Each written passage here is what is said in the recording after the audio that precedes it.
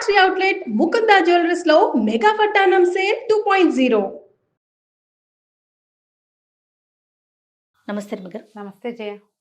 రమగారు, 40+ దాటాక అన్ని విషయాల్లో మార్పు తెచ్చుకోవాలి.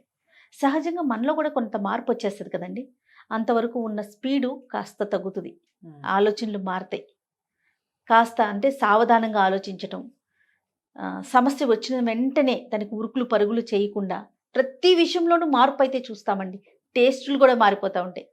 స్పీడ్ పాటలు, బాగా స్పీడ్ సాంగ్ సిస్టమ్ ఉందనుకోండి, 40స్లోకి వచ్చేసాక ఆ సెలక్షన్లో కూడా మార్పు వస్తుంది రమ్మగారు. చాలా గమనిస్తూ ఉన్నా కదండి. ఎలాంటి మార్పులు చేసుకుంటే బాగుంటుంది అంటారు? 40స్లోకి ఎంటర్ అయిపోయాం, ఇంకా మనం ఏ ఏ విషయాల్లో చేంజెస్ చేసుకోవాలి? జనరల్గా 40వ పడి అంటూ ఉంటారు జయ. నేను అనుకుంటా ఇదివరకటి కాలంలో 40వ పడి అంటే జయ పిల్లలు ఎదిగిపోయేవాళ్ళు. ఇప్పుడు 40వ పడికి పిల్లలు చిన్నపిల్లలే ఉంటున్నారు. ఎందుకంటే 30స్లో, లేట్ 30స్లో పెళ్ళిళ్ళు, చిట్టి చిట్టి పిల్లలు. పేరెంట్స్కి మేము పెద్దవాళ్ళం అయ్యాం లాంటి భావాలు వచ్చే పరిస్థితి ఇప్పుడు లేదు. ఇదివరకు 20స్లో పెళ్ళిళ్ళు జరిగేవి. 40s వచ్చేసరికి, 40+ అయ్యేసరికి ఓ 12-14 ఏళ్ళ ఆడపిల్లలు, 15 ఏళ్ళ మగపిల్లాడు ఇలా ఉండటం, పిల్లలు ఏది కనపడటం. వాళ్ళకి చదువులను, సంధ్యలను, పెళ్ళిళ్ళకి ఏర్పాట్లను, సెటిల్మెంట్ కోసం అలా ఆలోచన విధానం వేరేగా ఉండేది. ఈ రోజున 40s అంటే ఎంగేజ్, నడివయసు అనడానికి వీల్లేదు. యంగర్ జనరేషన్గానే ఉంటున్నారు 40s వాళ్ళు. వీళ్ళు పెద్దవాళ్ళు అయిపోయిన భావాలు లేవు అసలు. కానీ శరీరం మాత్రం అందులోకి వెళ్తుంది. కొంతమందే 40+లో కూడా హెల్తీగా 30లో చేసినట్టుగానే తిండి తిప్పలు, ఆహార విహారాదులన్నీ, లివింగ్ పార్ట్నర్తో లివింగ్ అని ఉంటారు కొంతమంది. ఇప్పుడు లయన్ షేర్, సింహభాగం ప్రజలు 40+ అయ్యేసరికి జీవన విధానం మారిపోతుంది. మిగిలిన ఆలోచన విధానం కాదు, ఆరోగ్యం విధానాలు మారుతున్నాయి. ఎందుకంటే మన పనులన్నీ, అన్నీ కూడా ఈ సాఫ్ట్వేర్ ఉద్యోగాల వాళ్ళు, వీళ్ళకి మెంటల్ స్ట్రెస్, మనకి దూరపు ప్రయాణాలు, ఎప్పుడు ఆఫీసులకి డ్రైవింగ్, దానివల్ల ఫిజికల్ స్ట్రెయిన్, ఎక్కువ భాగం డయాబెటీస్. ఇదివరకు 40లో డయాబెటీస్ లేవమ్మా, చాలా తక్కువ. ఒక పెద్ద ఫ్యామిలీ ఉంటే ఒకళ్ళో ఇద్దరో డయాబెటిక్ ఉండేవాళ్ళు, 1 or 2 జయ. ఇప్పుడేంటి, కుర్రాళ్ళు 30 దాటితే డయాబెటిక్ అయిపోతున్నారు. తర్వాత ఏమో థైరాయిడ్, ఒక అత్యంత సహజమైన విషయంగా ప్రెగ్నెన్సీలో థైరాయిడ్, మామూలుగా కూడా థైరాయిడ్, ఆడపిల్లలకి, ఆడవాళ్ళకి, మగవాళ్ళకి కూడా. స్పాండిలైటిస్ ఆటోమేటిక్గా ఈ ల్యాప్టాప్ల వల్ల, ఫోన్ వల్ల అదనంగా వచ్చే స్ట్రెస్, తర్వాత టార్గెట్ల వల్ల, అన్నిటికీ టార్గెట్సే కదా. స్ట్రెస్ మేనేజ్మెంట్ అనేది చేతకాకపోవటం వల్ల, స్ట్రెస్ మేనేజ్మెంట్కి పెద్దపీట వేయకపోవటం వల్ల, అసలు దాన్ని ఇట్లా మేనేజ్ చేయాలి, ఇది మనల్ని ఒక దీంట్లోకి లాగేస్తోంది అనేది అర్థం చేసుకోకపోవటం వల్ల, వీళ్ళకి అర్థమయ్యే నాటికి ఇర్రిపేరబుల్ కండిషన్స్ వచ్చేస్తున్నాయి. అర్థమవుతుంది ఏదో స్టేజ్లో. నీకు స్టార్టింగ్లో తెలిస్తే ఏం లేదు, మేనేజ్మెంట్ కుదిరిపోతుంది. చివరికి తెలిసిందనుకో, అప్పుడు రిపేరే కుదురుతుంది. కానీ రిపేరబుల్గా ఉండడల్లా, దానివల్ల మనం సమస్యల్లోకి వెళ్తున్నాం. ముందు నుంచే వీళ్ళు కిడ్స్గా ఉన్నప్పటి నుంచి, లేదా అడాల్సెన్స్లో ఉన్నప్పుడు, టీనేజ్లో ఉన్నప్పుడు, యంగ్స్టర్స్గా ఉన్నప్పుడే ప్రతి వాళ్ళు స్పోర్ట్స్ ఎంతో కొంత, ఎక్సర్సైజు ఎంతో కొంత, స్ట్రెస్ మేనేజ్మెంట్కి ఏదైనా ఒక సొంత విధానం ప్రతివాడికి. అందరికీ మూకగా ఒకే ఉండదు, మూసపోతగా ఉండదు. అది మూకమ్మడిగా కాదు, ఎవరిది వాడిదే. అది నేర్చుకోవాలి. నేర్చుకుంటే 40s ఏం పెద్ద పెద్ద వయసు కాదు. 40లో పెళ్లి చేసుకుంటున్న వాళ్ళు కూడా కనపడుతున్నారమ్మా. అవును, ఇదివరకు 40స్లో సెకండ్ మ్యారేజెస్ కనపడేవి. ఇప్పుడు ఫస్ట్ మ్యారేజెసే కనిపిస్తున్నాయి. సెటిల్మెంట్ కోసం చూసి చూసి చూసి ఆడపిల్లల గొంతెపు కోరికలకు సరిపడా వీళ్ళు చేయలేకపోవటము, ఎన్ని మ్యాచెస్ చూసినా కుదరకపోవటం, లేకపోతే వీళ్ళకే సెలక్షన్ ఎక్కువైపోయి అలా ఉంటే కుదరదు, ఇలా ఉంటే కుదరదని వాంటింగ్స్ పెరిగి ఇదేదో రీచ్ అయ్యాక చేసుకుంటామని ఇట్లా ఏజ్ ముందుకు తీసుకెళ్తున్నారు. మీరు వన్స్ 40 క్రాస్ అయితే పర్వాలేదు, 45 కూడా క్రాస్ అయ్యి నియరింగ్ 50 అయితే కనుక ఖచ్చితంగా మీరు బీపీ షుగర్ చూసుకోవాలి ఎప్పటికప్పుడు. కొంత health checkup every year checkup చేయించుకోవాలి. కొంత ఎక్సర్సైజు, కొంత నడక, ఆహారం మీద నియంత్రణ, నిద్ర వేళల్లో నియంత్రణ. బాగా నిద్ర వచ్చేదాకా పనిచేస్తాం అనుకోవద్దు. ఒక టైం పెట్టుకుని దాని ప్రకారం నిద్రపోండి, పడుకోండి, రిలాక్స్ అవ్వండి. ఎంత వర్క్ చేస్తారో అంత రిలాక్స్ అవ్వడానికి కూడా పెద్ద పీట వేసుకోవాలి. ఇంకా పరుగులు కాస్త తగ్గించాలి. తగ్గించాలి. అక్కడి నుంచి సాల్ట్ అండ్ షుగర్ ఇంటేక్ తగ్గించుకోవాలి. స్వీట్స్ తగ్గించాలి, సాల్ట్స్ కూడా తగ్గించేసుకోవాలి. ఎందుకంటే మన బీపీకి షుగర్కి అవే కదా ఆధారం. అవును అవును. ఇవి తగ్గించుకోవటం. తర్వాత ఏమో ఏమంటారు, మన ఫుడ్స్, నానా రకాల ఫుడ్స్ తీసుకోవద్దు. అర్ధరాత్రి మేళాలు, తెల్లవారుజామున మేళాలు, వాటికి వెళ్ళకండి. తెల్లవారుజామున టిఫిన్లే కదమ్మా. 4 o'clock biryani early morning biryani, దానికి కూడా 4 o'clock అలారం పెట్టుకుని లేచి వెళ్తున్నారు ఇప్పుడు జనం. అందులో చిన్నవాళ్ళు పెద్దవాళ్ళు అందరూ ఉన్నారమ్మా. ఊబకాయం, ఒకవేళ మీరు వెయిట్ ఉంటే వెయిట్ తగ్గించుకోండి. మీరు 40 క్రాస్ అయ్యారంటే వెయిట్ తగ్గిపోవాలి.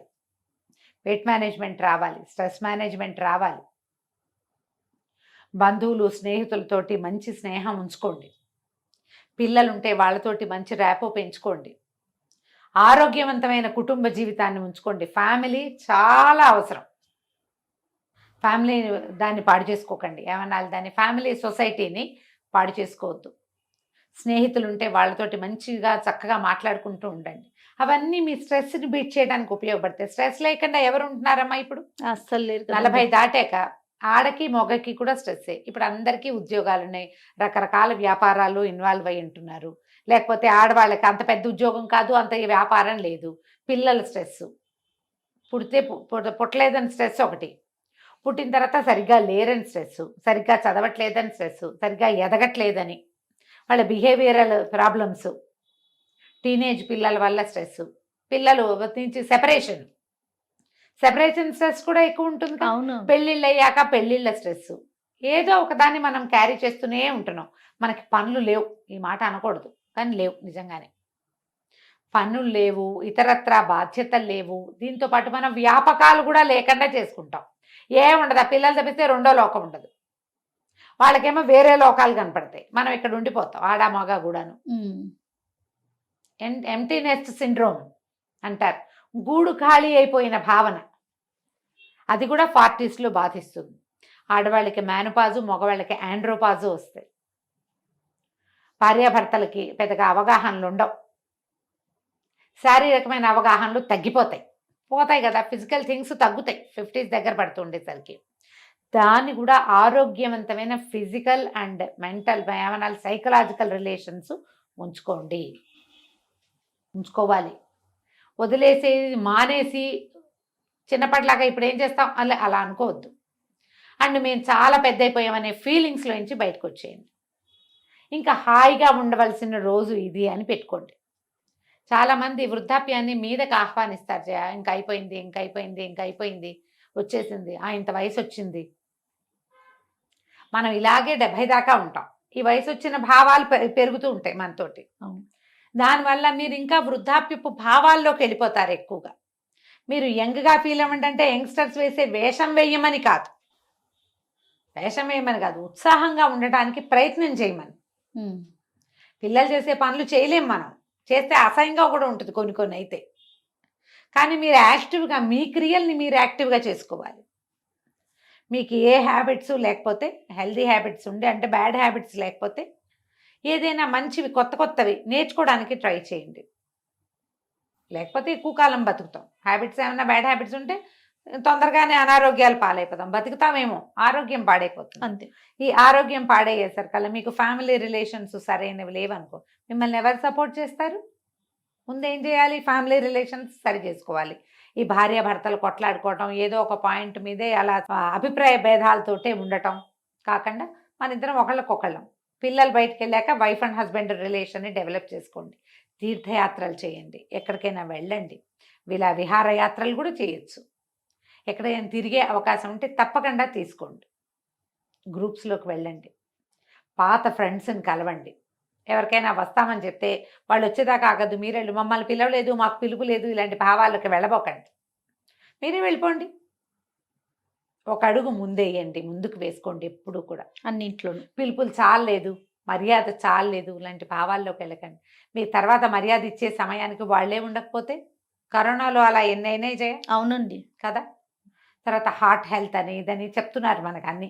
అందుకని సాధ్యమైనంత ఆకుకూరలు, నట్స్, పళ్ళు, ఫ్రెష్ ఫ్రూట్స్, స్వాభావికమైన ఆహారం అంటే ఈ టిండ్ ఫుడ్, ప్యాక్డ్ ఫుడ్ కాకుండా కాకుండా. రోడ్ సైడ్ ఫుడ్స్కి వెళ్ళబోకండి. ఎప్పుడైనా మనం ప్రయాణాల్లో ఉన్నప్పుడు అత్యవసరంగా తింటాం, తప్పదు, మనం ఏదో ట్రిప్స్లో ఉన్నాము, బయట తినాల్సి వస్తాం. ఇంటికి వచ్చాక ఇంక తినకండి, మళ్ళీ హెల్తీ లివింగ్లోకి వచ్చేస్తూ ఉండండి. చక్కగా శుభ్రమైన స్నానం చేయటం, పాతకాల పద్ధతి ప్రకారం చక్కగా ఒంటికి నలుగు పెట్టుకుని స్నానాలు చేయటం, తలంటి పోసుకోవటం, ఇవన్నీ రిలాక్సేషన్ మెథడ్స్. అవును. మీ తరహాలో ఏదో ఒక రిలాక్సేషన్ మెథడ్ని కనిపెట్టండి. సంగీతం వింటమో, సంగీతం పాడటమో, నేర్చుకోవటమో, నేర్పించటమో, మీకు వచ్చిన విషయాన్ని ఎవరికైనా నేర్పించటమో, ఏదైనా కొత్తది నేర్చుకోవటము, కొంచెంసేపు భగవద్ధ్యానం చేసుకోవటము. మాకేం ప్రాబ్లమ్స్ లేవు, మేమెందుకు దేవుడికి దండం పెట్టాలంటారు ఒక్కొక్కళ్ళు. ప్రాబ్లమ్స్ అక్కర్లేదు దేవుడికి దండం పెట్టడానికి, అవసరం లేదు. నీకు ఈ జీవితాన్ని ఇచ్చినందుకు దేవుడికి దండం అంతే పెట్టాల్సిందే. కదా. థ్యాంక్స్ చెప్తున్నాం మనం, మనకు ప్రాబ్లమ్స్ ఎందుకు థ్యాంక్స్ చెప్పడానికి అంతే. కదా. కాబట్టి ఎప్పుడు భగవద్ధ్యానానికి అలవాటు పడండి. ఒక ఏజ్ వచ్చాక ఏదో ఒక మెడిటేషనో, ఒక ప్రాణాయామమో, ఒక భగవద్ధ్యానమో, ఒక దేవాలయ దర్శనమో, ఒక పర్ఫెక్ట్ రొటీన్, దాన్ని ఫాలో అవ్వండి. హెల్తీగా తింటాం, వేళకి విశ్రాంతి తీసుకోవటం, వేళకి నిద్రపోవటం, ఇలాంటి వాటిలో కనుక మనం వెళ్ళామంటే ఆఫ్టర్ 40s హెల్తీగా ముందుకెళ్తాం మనం. రైట్. ఇది నేను 40 అని పూర్తిగా చెప్పటం లేదు జయ, 40 కాదు 45, నియరింగ్ 50 అయిన వాళ్ళకే ఈ సూత్రాలు. అవును. ఇప్పుడు మనకు కొంచెం స్పీడప్ అయింది, మీరు చాలా స్ట్రెస్ లెవెల్స్ ఉన్నాయి, మీకు నిద్ర పట్టట్లేదు, మీకు అన్నం సాయించట్లేదు, ఏం తిన్నా అరగట్లేదు అంటే మీరు ఏదో అనారోగ్యం గుండా వెళ్తున్నట్టు. ఇమీడియట్గా డాక్టర్ చెకప్ ఏదైనా తీసుకోవాలి. ఖచ్చితంగా. ఒక డాక్టర్ని మీ ఫ్యామిలీ ఫ్రెండ్గా ఉంచుకోండి. హనో అని ఫోన్ చేసి మీ పరిస్థితి చెప్పగలిగే ఇది అవకాశం మీకు ఎప్పటికీ అవసరమే. దానికోసం ఏం చేయాలమ్మా, మానవ సంబంధాలు మెరుగుపరుచుకోవాలి. అంతే. మీరు మానవ సంబంధాలు మెరుగుపరుచుకుంటే మీ లేట్ ఏజ్ హాయిగా వెళ్ళిపోతుంది. రైట్. నమస్తే. నమస్తే జయ.